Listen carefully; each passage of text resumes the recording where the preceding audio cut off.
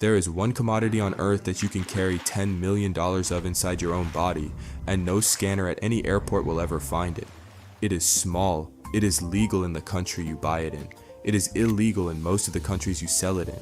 The difference between legal and illegal is 2 signatures on one piece of paper, and that paper is called a Kimberley Process Certificate, and the paper has been exploited, forged, laundered, recycled, and quietly bypassed for 23 years by an industry that officially stopped using blood diamonds in 2003. The industry did not stop. The paperwork improved. 5 men move a single rough stone from a riverbed in Sierra Leone to the window of a boutique on Place Vendôme in Paris, and none of those 5 men has ever met more than one of the others. You are about to be all 5 of them, one at a time, which is the only way this business can be explained, because no single person has ever seen the whole cycle and walked away with their passport intact. The accountant counted time his mind was counting against itself. The driller sold time his body was counting against him. The diamond moves through 5 bodies that never add up to 1. Each of them sells the thing the previous one sold, and each of them adds a margin the previous one could not have added, and none of them can do the job of the man next to them in the chain. The chain is the business. The men are temporary. Level 1, the digger. You are 14. You live in a village 3 hours by truck from the coast of Sierra Leone. Your uncle brought you to the alluvial field in the dry season because your cousin got malaria and could not come, and because your mother agreed to it, because the field pays in 1 day what the village pays in 3 weeks. The field is a flat stretch of red-brown mud along a shallow tributary of the Sewa River. There are about 200 men and boys working in it when you arrive. They stand knee-deep in water that smells of iron and fuel. They move gravel by hand from the riverbed into flat-bottomed wooden pans, and they wash the gravel in the current, and they look at what remains, and almost always what remains is nothing. Once every few days a stone appears in a pan that is not a pebble. You learn to recognize the shape in week 2. Rough diamonds do not look like diamonds. They look like dirty gray glass with edges that are slightly more geometric than they should be. The recognition is a muscle. The muscle takes 6 weeks to develop. Most boys do not last 6 weeks. You last 3 years. By the end of the 3 years, you have found by your own count 17 stones. 2 of them were large enough to matter. None of them paid you what they were worth. The man who buys them at the edge of the field pays you in leones, the local currency, at a rate that amounts to about 2% of what the stone will be worth 4 months from now in Antwerp. You do not know this number, the 2%. You know only that he pays you in a stack of worn banknotes that feels, for about 90 seconds after it lands in your hand, like a solution to your entire family's life. Then you walk home and the feeling decays at a predictable rate, and by the time you reach your village, the stack is already a smaller thing than it was, still more than any other work you could do. You go back to the field next week. That was the part they filmed for the documentary. Here's what the documentary did not show. The water gives you a cough that does not go away. Not in 3 months, not in a year, not in the 3 years after you leave the field. The cough is a professional inheritance. Every man you worked with has it. It is a thing you hear across a room in any alluvial mining town in West Africa, a dry short cough that arrives in sets of 3, and that identifies the speaker's history as clearly as an accent. You are 19 when you leave the field. You leave because your cousin, who came back to the work after the malaria, does not come home one evening, and a man from the field brings a message to your mother that is polite and short, and does not contain any information that would allow anyone to ask a question. You understand at 19 that the field has not been counted in any of the deaths it produces, because the deaths it produces do not arrive with paperwork. You take the money you have saved, you cross the border into Liberia. You do not dig again. Level 2, the midman. You are 31, you live in Monrovia. You buy stones from diggers and you sell them to exporters, and the margin between the 2 prices is your living. You speak 4 languages, English, Creole, Mandingo, and enough French to survive a meeting. You own a small office above a tailor shop. Your office has an air conditioner, a gun in the desk that you have never fired, a scale accurate to 1/100th of a carat, and a relationship with a man named Ibrahim, who issues Kimberley Process certificates for a fee of $800 per certificate, regardless of what the stones are. Your job is to take stones of uncertain origin and attach to them a paper of certain origin, and to sell the combination to a buyer who will sell it onward to Antwerp. The combination is called a parcel of 40 to 60 stones weighing together maybe 300 carats rough, worth maybe $1.2 million at the export price, which means maybe $4 million at retail price, which means maybe $10 million once it is passed through a cutter and a setter and a brand and a window on Place Vendôme. You take 12%. You have taken 12% for 7 years. You are one of maybe 40 mid-men in Monrovia who operate at your level, and the 40 of you know one another by sight but not by name, and you pass one another on the street and you do not nod. This is professional courtesy. The business works because nobody becomes anybody's friend. You have a wife, she thinks you deal in coffee. You do, in a sense, you own a small coffee export firm that exists for the purpose of having an explanation for your income. The firm loses money every year. Your wife does not audit the firm. Your wife is an accountant. She audits everything, but she does not audit the firm because the firm is the thing that lets you have this life, and her not auditing it is the specific form her love takes. This is a common arrangement in this industry. You are not unusual. Level 3, the courier. You are 28, you are Dutch, you have a clean European passport, you have a master's degree in art history from Leiden. You did not plan to be here. And over here is the main You are quad. here because a It's man named beautiful this time Stefan, of who was year. your boyfriend during your last year of graduate school, introduced you to a man named Dev, who owns a small gemological trading firm in Dubai. And Dev pays your expenses and a flat fee of 8,000 euros per trip, and the trips are 2 days each and happen roughly once a month. And you tell your parents you work in international arts logistics, which is not a phrase they know enough about to question. You fly from Amsterdam to Monrovia. You spend 38 hours in a hotel room with a man you have met 3 times in your life, and you do not leave the room. On the 35th hour, he delivers to you a small sealed plastic capsule, the size of a large vitamin, which has been designed for one-time swallowing and atraumatic recovery. The capsule contains about 40 stones weighing maybe 220 carats, worth about $4 million in rough. You swallow the capsule with a glass of lukewarm orange juice. You do not eat for the next 36 hours. You take a flight from Monrovia to Brussels via Frankfurt. At Frankfurt, you pass through a security scanner that is among the most sensitive in Europe. It does not find anything because a diamond is a piece of carbon, and carbon does not show up on a density scan as anything other than your own tissue. You arrive in Antwerp by train. You check into a small hotel behind the cathedral.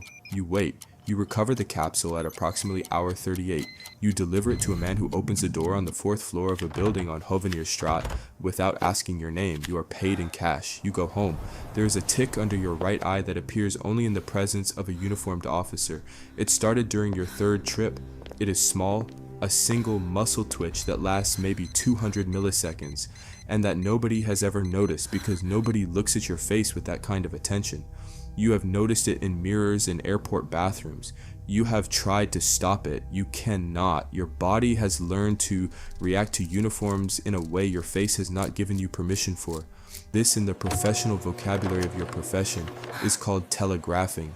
Telegraphing is what gets couriers caught. Yours is small enough to survive. For now. Level 4. The cutter. You are 46. You work in a back room in Antwerp.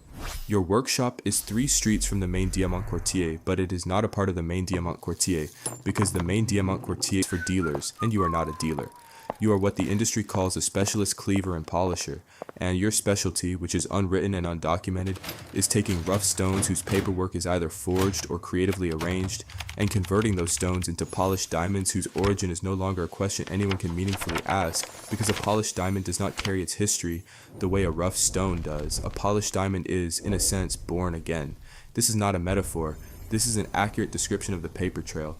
Your teacher was a man named Mayer, who taught you for 12 years in a workshop that smelled of tea and fine diamond dust, and who died in 2017 of the same lung thing that eventually kills everyone who breathes diamond dust for 40 years. Mir taught you that every stone has, in its natural rough form, a place where it wants to break. Not every stone is willing to show you that place on the first day. Some stones require you to live with them for 6 weeks before they show you. You sit with a rough stone on a square of white paper under a tight lamp for hours. You move the loop over it, you tilt the stone, you tilt the loop, you look at the inclusions, the crystal grain, the natural cleavage planes, the spots where light refuses to enter. You think about the stone, you do not think about the money. Mir was clear about this. If you think about the money while you are looking, the stone will not show you the cleavage because the stone knows who is looking. You do not believe this, you believe it. Both things are true. There is a moment, maybe once every 6 or 7 stones, when the cleavage opens. You have been sitting with the stone for 3 days. It is 4 in the morning. The lamp is warm. You have had no coffee for 6 hours because coffee shakes the hand. You see the place. You place the cleaver blade. You tap it once. The stone opens. It opens along the exact plane the stone intended to be open along. And what emerges from inside it is something that 20 minutes earlier was hidden inside the rough exterior, the way a face is hidden inside a block of marble. You laugh. You're alone in the workshop.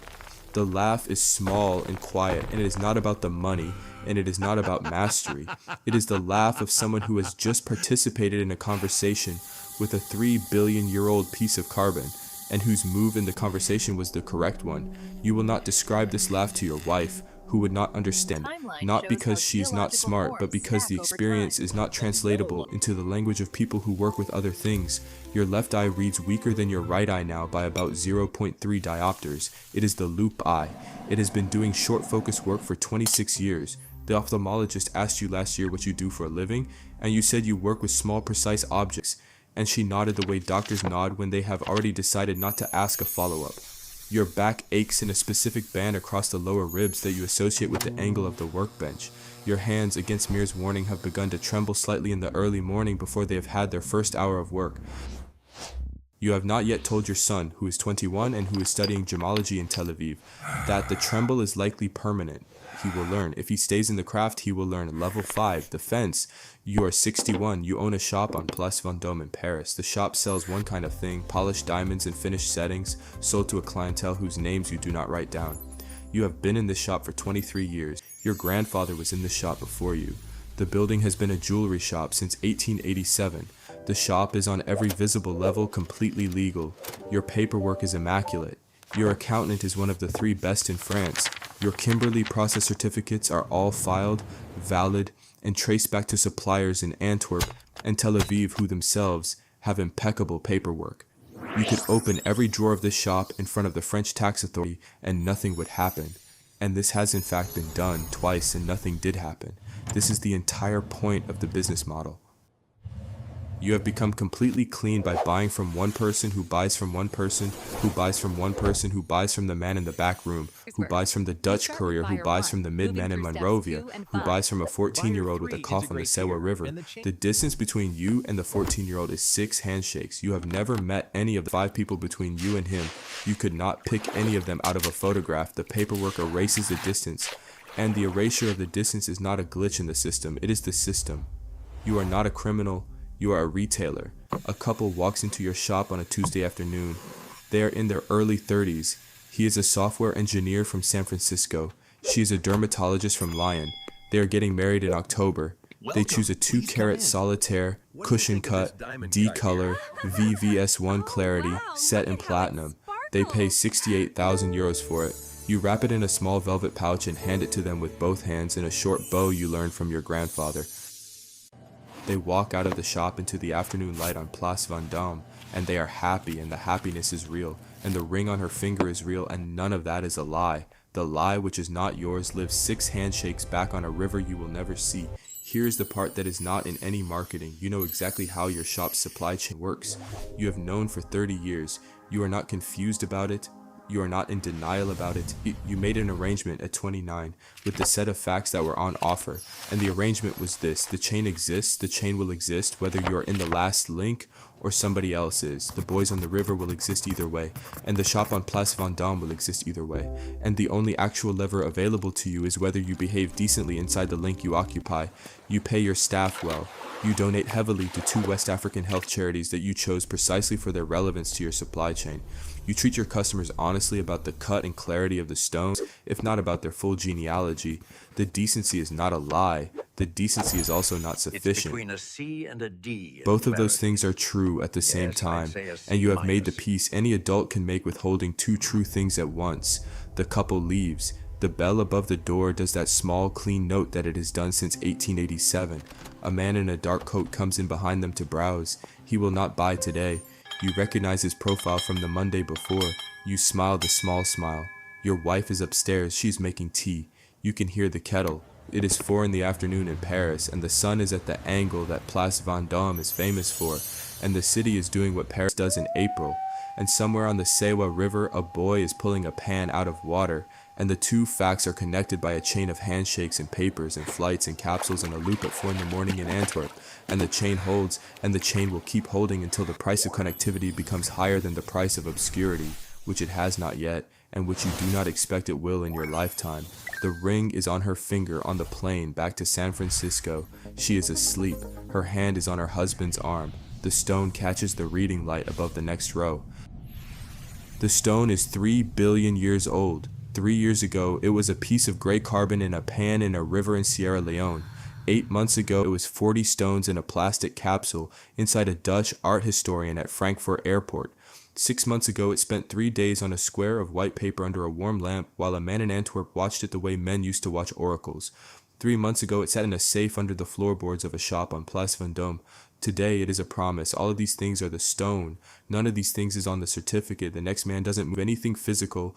No river, no capsule, no loop, no pouch. He sits in a Manhattan office on the 42nd floor, and his hands move across a keyboard, and numbers change on screens in 19 countries. And the numbers represent instruments that represent derivatives, that represent positions, that represent wagers on how afraid other machines will be at 9:31 a.m. tomorrow. The digger sells what he finds in the earth. The courier sells the crossing of a border. The cutter sells 8 hours with a lamp and a stone. The fence sells a certificate and a bow. The next man sells nothing you can put in a pouch. He makes $3.2 million a year for it. He is not sure what he does. Neither is the man who writes his paycheck. You will learn about him next.